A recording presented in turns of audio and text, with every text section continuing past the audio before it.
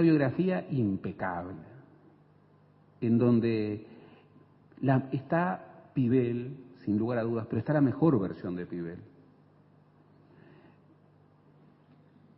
Solamente un grande lo podía hacer, ¿eh? Es decir, poder registrar más allá del tiempo y más allá de los enconos y de las polémicas, poder registrar los documentos y poder valorar a quien era un gigante también, como Pibel, pero que no le había sido generoso ni grato. Fue muy impresionante verlo a Barrios en cada acontecimiento cultural, ¿no? Siempre allí estaba Barrios Pintos. Entonces, por supuesto, hay una pérdida muy irreparable. Barrios Pintos era, y este libro lo revela, era un historiador de documentos.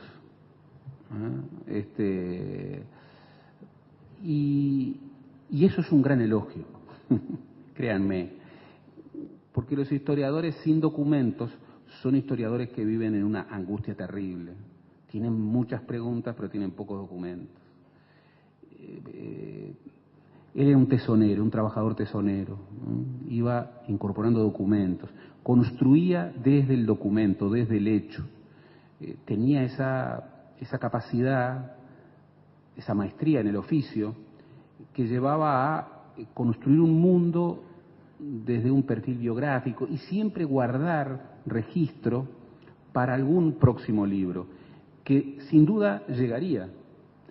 Por ejemplo, nos sorprendió a todos con su libro sobre la mujer. Fue sorprendente.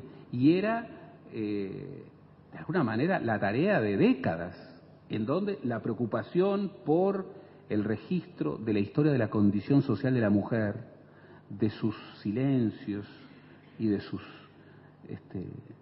palabras, estaba en la preocupación de Barrios. Barrios, obviamente, es el historiador de los barrios montevideanos,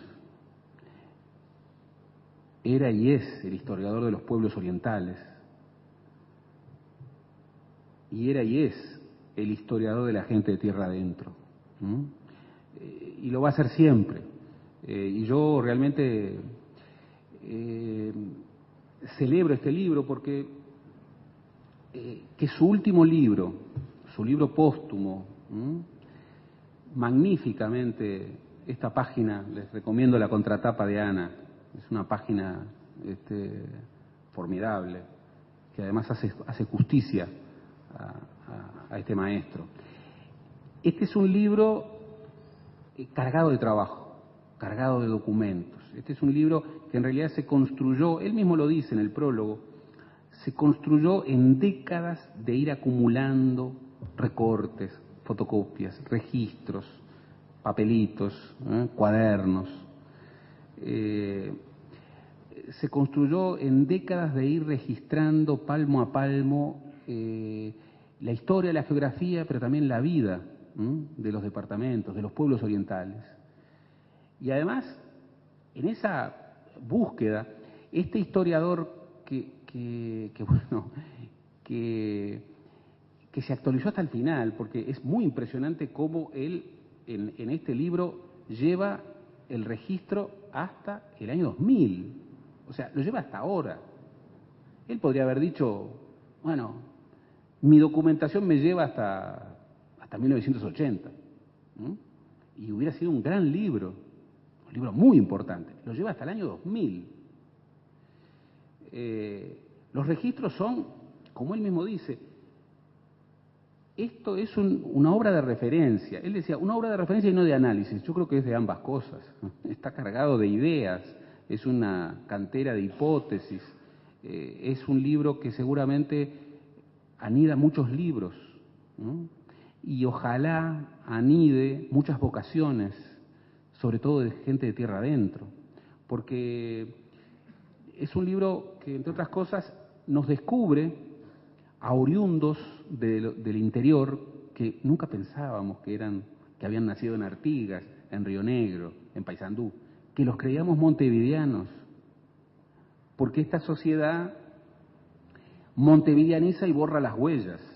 Y entonces allí está don Aníbal registrando las huellas y devolviendo a los departamentos el orgullo legítimo. Este es un libro que en ese sentido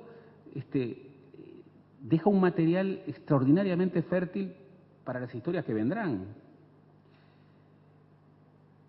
Nos reorienta como sociedad y como comunidad en la perspectiva de esa deuda que todavía tenemos de cambiar nuestro sentido de frontera y de dejar de darle la espalda al territorio, ¿m? Y de mirar al territorio. Tal vez se esté fundando la tradición de los padentranos, ¿m? Dejando atrás a los pajueranos, que nos hemos acostumbrado a mirar y a marginar desde Montevideo. Doy fe que cuando Barrios llegaba a los departamentos del interior, era recibido como un abogado, como un abogado del interior, como alguien que volvía a traer el relato de la tribu, ¿no? El relato de las localidades, el relato de los pueblos orientales. Por eso me parece que este libro, que está cargado de hallazgos,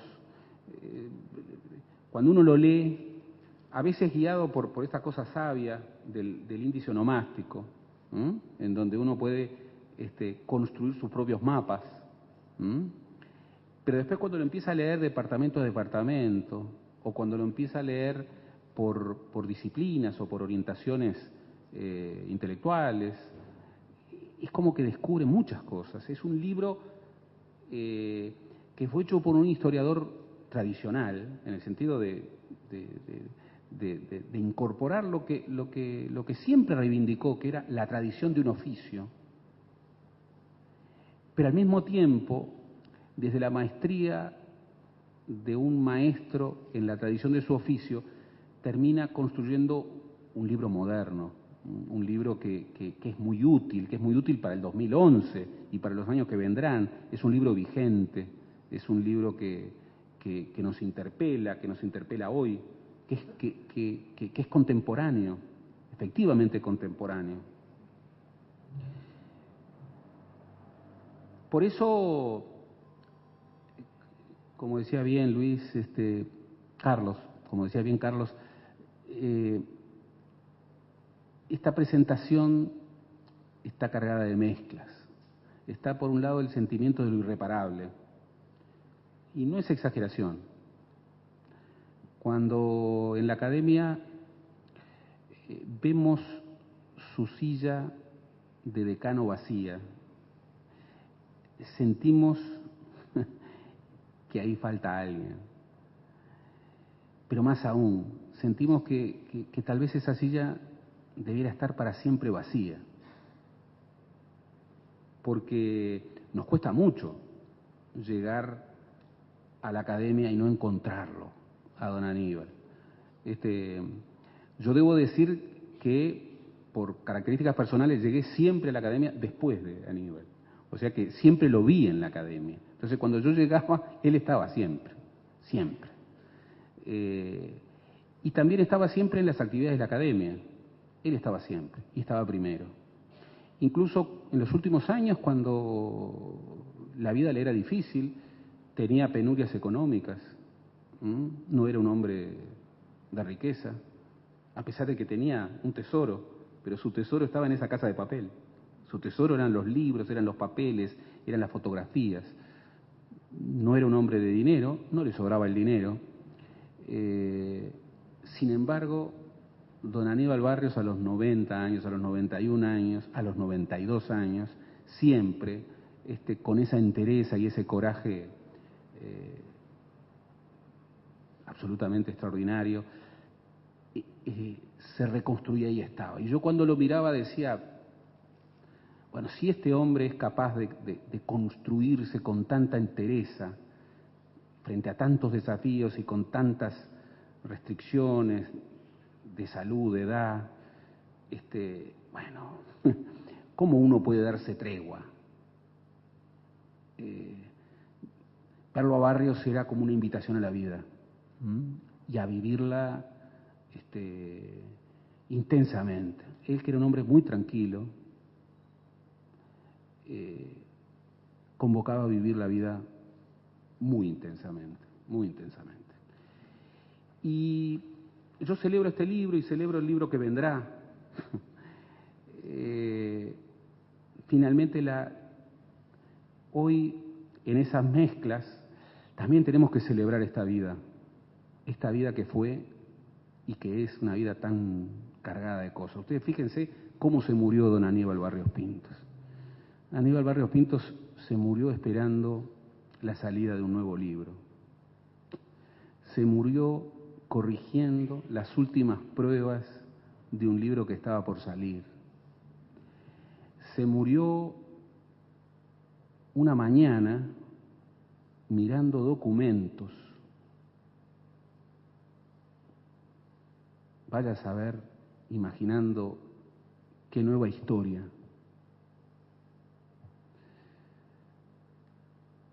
Y nosotros, en verdad, y sobre todo después de leer este libro, estamos seguros que no se murió,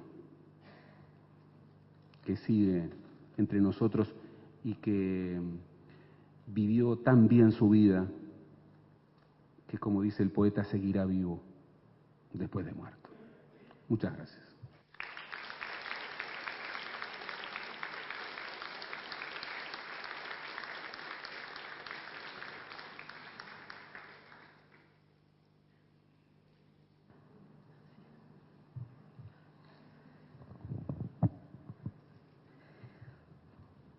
Es especialmente difícil y extraño para mí hablar aquí esta noche. Pero me propuse hacerlo con alegría y voy a ver si me sale. Con alegría porque la vida de don Barrios fue muy linda para él y para los demás, a los que con mucha generosidad les dio muchísimo. Como todos ustedes dijeron hoy, va a estar en todos sus libros y en esta casa.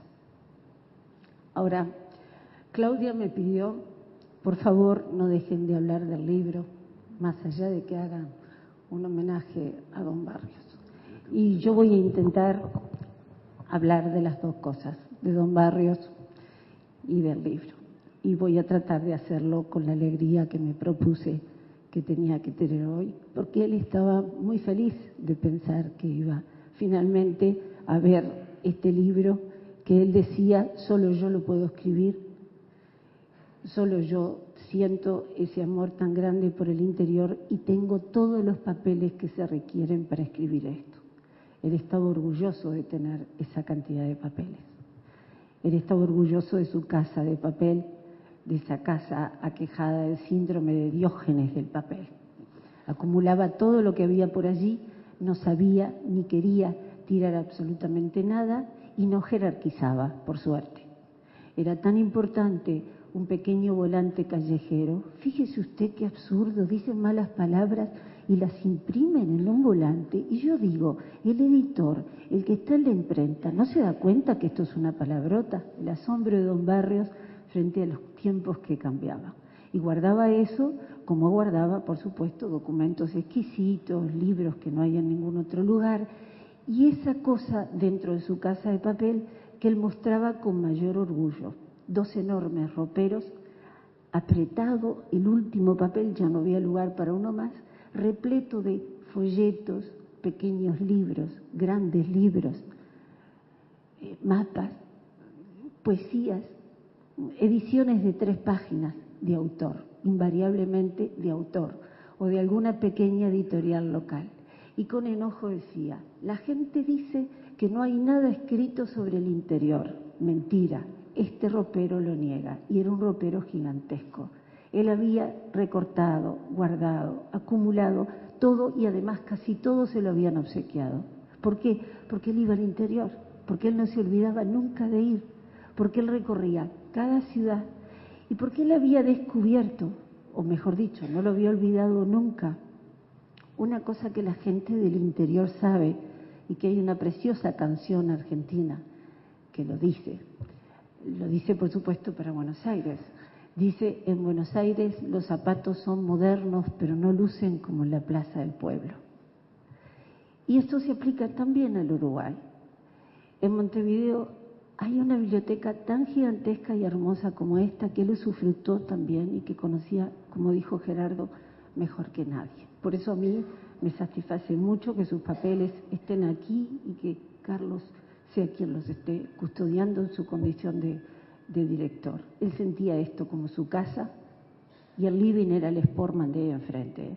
Me encantaba ir al living de ahí enfrente. Cuando estaba quebrado y yo lo iba a ver, le decía: mire que ya está bien, dentro de poco sale. Entonces el gran plan, la gran aventura que él planificaba era: y nos vamos al Sportman a tomar un café como en los viejos tiempos.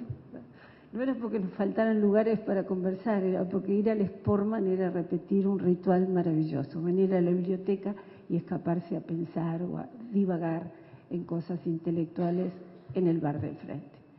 Entonces, él sabía que en Montevideo hay lugares como este y que aquí sin duda hay un gran epicentro cultural, pero sabía que esas a veces modestas y a veces gigantescas poesías, autores y talentos del interior lucen mejor en el pueblo que en ninguna otra parte. Montevideo se apropia, es cierto, de aquellos que destacan, que descuellan de alguna manera, y luego se apropia tanto de ellos que se olvida de sus orígenes y parece que son montevideanos. Pero aún esos que fueron ganados por Montevideo, por la fama, la celebridad o por lo menos el afán de perdurar más allá de la vida física de uno, saben que no hay como reinar en un pequeño pueblo.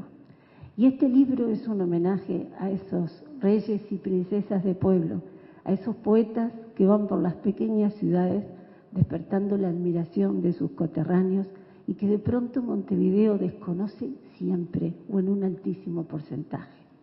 Hay una página preciosa en este libro que les puede ilustrar esto que yo les estoy tratando de transmitir.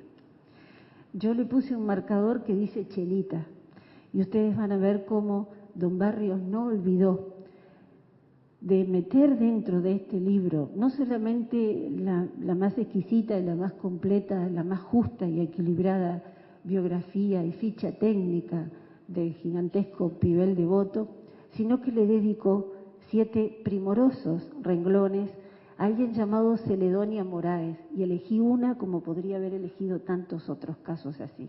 Entre paréntesis, Chelita Moraes, cantante, solista, guitarrista, poetisa y compositora de poemas y canciones. Nació en el departamento de Artigas el 3 de marzo de 1917, tenía un año más que don Barrios. Comenzó su actividad artística como soprano en el grupo de Guarda Pasa. Grabó un disco en el sello Sondor y otro para el sello Eco. Como poeta editó el libro Mi vida es amor. Ha realizado recitales poéticos en diferentes salas de Montevideo y ha desempeñado tareas docentes como profesora de música. Probablemente Chelita reviente de orgullo el día que lea estos 7 renglones que registran que pasó por el interior y por la vida, y que hizo algo que culturalmente en su pueblo es de enorme destaque y que Montevideo, por supuesto, desconoce. Chelita sería olvidada si no fuera por este libro. Ese era el trabajo de don Barrios y este es el valor de este libro. Está el gigante y el pequeño, el que solo reina en la plaza de un pueblo, y él a todos los registró. ¿Cómo y por qué don Barrios llegó a hacer una obra tan magnífica como esta, tan actual, que es un placer leer los renglones, que por cierto no son 7, pero es una suerte de media carilla, que le dedica en el más correcto de los lenguajes, sin demostrar el pequeño escándalo que debe haber sentido dentro de sus 92 pacatos años, para hacerle la biografía a Dani Umpi, a quien con todo respeto le hace su ficha técnica, dice cuándo nació en Tacuarembó, recuerda que Miss Tacuarembó es producto de un concurso, pero que la obra ganó, pero no se publicó, y que luego le escribió otras cosas, ya como transformista, en un programa en donde en la noche él representaba, transformándose en mujer, una serie de obras artísticas y pone seriamente todos los nombres, esos nombres desopilantes y desafiantes que Dani Umpi lanza al espectador en esa cosa maravillosa que él hace desde su lugar de transgresión cultural. Los 92 años de Don Barrios no temblaron frente a Dani Umpi y con toda seriedad, junto a Chelita, lo incorporó.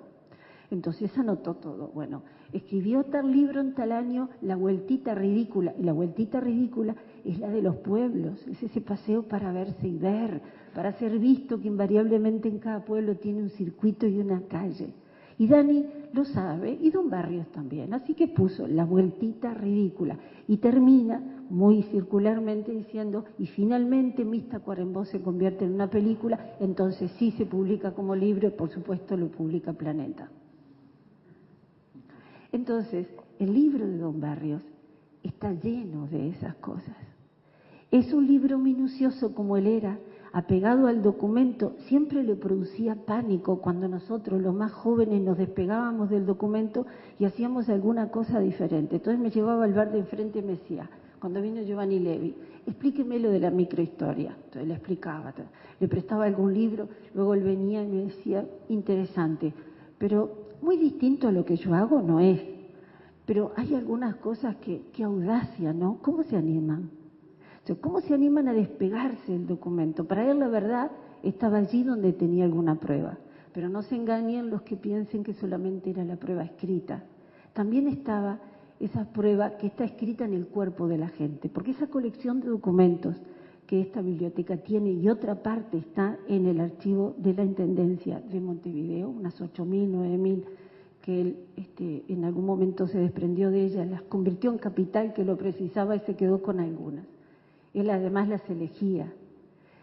En esas miles de fotografías que él sacó personalmente a lo largo de décadas, recorriendo el interior una y otra vez, él también sabía ver el documento en la piel y en el rostro de la gente y convertir la fotografía en un documento de realidad como no hay otra.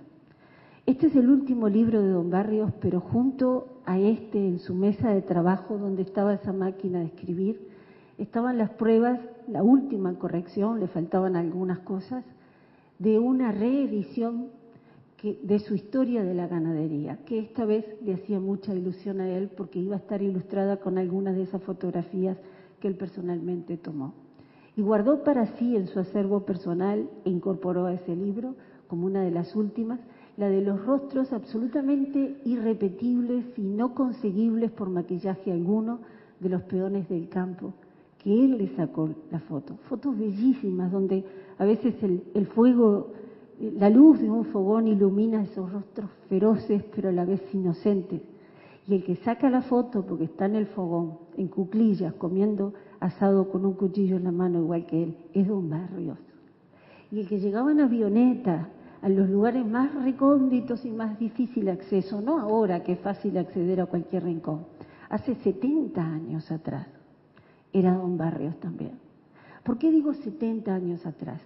Don Barrios comenzó a escribir en un periódico de Minas en el año, se llamaba La Unión, en el año 1900, él tenía 17 años, 1935, y comienza a dirigir publicaciones en el año 38, con 20 años. Hizo un aprendizaje lento, modesto y silencioso de 2 décadas como periodista, por eso lo incorporaba a su biografía, hasta que finalmente, ya con 40 años, escribe su primer libro, Rivera en el ayer.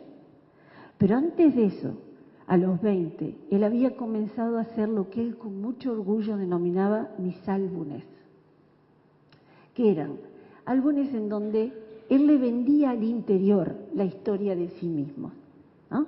Entonces él hacía un álbum sobre Paysandú, un álbum sobre Maldonado. Comenzó con Minas, contándole a Minas qué era lo que había dentro de Minas. Comenzó mostrándoles preciosos establecimientos ganaderos que no tenían registro visual ninguno. Entonces primero pasaba con la avioneta, sacaba la foto, luego aterrizaba, le pedía en otro vuelo, le pedía al estanciero que ayudara económicamente a la publicación, porque ¿cómo la iba a solventar? Y para eso le mostraba, mire la foto de su estancia que va a aparecer. Pero además recababa todos los datos, la productividad, el índice CONEAT, cuántos paisanos tenía trabajando, cuál era el tipo de trabajo, cuál era la historia del casco de la estancia. Ya de paso miraba las escrituras y terminaba diciéndole, pero mire que estos fueron tierras de don Juan Antonio Lavalleja. Entablaba una amistad que no terminaba nunca más. Así que cada vez que don Barrios volvía al interior, por supuesto, lo recibían como un profesor, y él se apresuraba a decir, yo profesor no soy, lo recibían como un doctor, lo recibían como quien era, alguien con el silencio suficiente como para saber escuchar y ver al otro, y la inteligencia suficiente para captar todas las fuerzas que hacen a la historia, las económicas, las humanas, las sociales. Barrios tenía 2 pilotos para sus avionetas. Uno volaba muy alto y el otro volaba muy bajito. El que volaba alto tenía problemas de alcoholismo, entonces iba lo más alto que le permitía la máquina para que si en algún momento perdía el control, tener tiempo para ir acomodando el cuerpo y volver a encontrar el rumbo. El otro volaba muy bajito porque había tenido un infarto y tenía miedo de tener otro. Entonces decía, si me pasa algo, yo rápidamente llego a tierra y usted en ese caso tiene que hacer tal cosa y tal otro. Don Barrios no se le movía un pelo de su preciosa cabellera peinada para atrás, así como no decía nada. Y una vez uno me dijo, el alcohólico, estaba especialmente entonado ese día y me dijo, a que pasamos por abajo de un puente. Y se le mandó por abajo de un puente que yo nunca entendí bien cuál era. Y me daba no sé qué preguntarle, decir, ¿cuál será? Desde entonces siempre tengo la duda, ¿hay algún puente en este país que se pueda mandar una avioneta por abajo? No sé. Pero don Barrios ahí enfrente, ese cuento me lo hizo muchísimas veces. Me contó las veces que se rompieron las ruedas, el tren de aterrizaje. Me contó las veces que tuvo que llegar a algunos lugares a caballo, en carreta, de las maneras más inauditas. Él conocía cada rincón de este país, absolutamente cada rincón de este país y de todos los archivos de este país. Ahora, ¿por qué alguien como don Barrios termina haciendo una obra de ese tipo? Las personas son hijas de su tiempo, dice un viejo refrán, y sin duda son hijos además de una circunstancia personal. Don Barrios fue un niño algo enclenque, sobreprotegido como hijo único por su madre, que le prohibía terminantemente los primeros años agitarse, correr, transpirar, porque pensaba que iba a quebrarse su salud y había hecho un maléfico convenio con su maestra, que era que no lo dejara salir al recreo nunca para que no jugara al fútbol porque capaz que transpiraba y se volvía a enfermar de los bronquios. Así que, para asombro de don Barrios, que era un alumno ejemplar y fue ese bachiller que se convirtió luego en un maestro para todos nosotros y que seguirá ejerciendo su magisterio desde los libros, aunque ya no esté físicamente, para asombro de él, pues siempre había hecho algo malo cuando llegaba la hora del recreo y se quedaba sistemáticamente sin recreo. Esa sobreprotección y esa maestra cómplice que por años lo dejó sin recreo, lo acercó para siempre a los libros, que fue el placer que le quedó. El día que cambiaron de maestra se convirtió en un magnífico jugador de fútbol y ya no hubo quien lo parara, ¿no? Y toda su vida contó con orgullo que él era un gran jugador de fútbol. Cuando muy joven ingresa a los medios periodísticos desde los cuales comenzó su carrera, que terminó convirtiéndolo en un gran historiador, él lo hizo con una vocación que tempranamente protegió su abuela paterna. Esa abuela paterna a la cual está dedicado este libro, que dice: a mi abuela Juana Morales de Pintos, creadora de esperanzas, que me dio el impulso inicial y apoyó tempranamente mi vocación. Él quería tanto a esa abuela, con la cual además siempre pidió que lo enterraran para el resto de su vida, a su madre y a su abuela. Y Walter, su sobrino político, que hoy nos acompaña esta noche, va a cumplir ese deseo, porque así me lo ha manifestado. Él quería tanto a esa abuela que siempre contaba, y cuando lo contaba no podía evitar el lagrimón, siempre contaba que en algún momento en el colegio cambiaron de cura. Apareció un cura joven, carismático, y él se volcó a ese cura que además lo dejaba jugar al fútbol. Al poco tiempo falleció la abuela y apareció el cura viejo que había sido desplazado por el cura nuevo.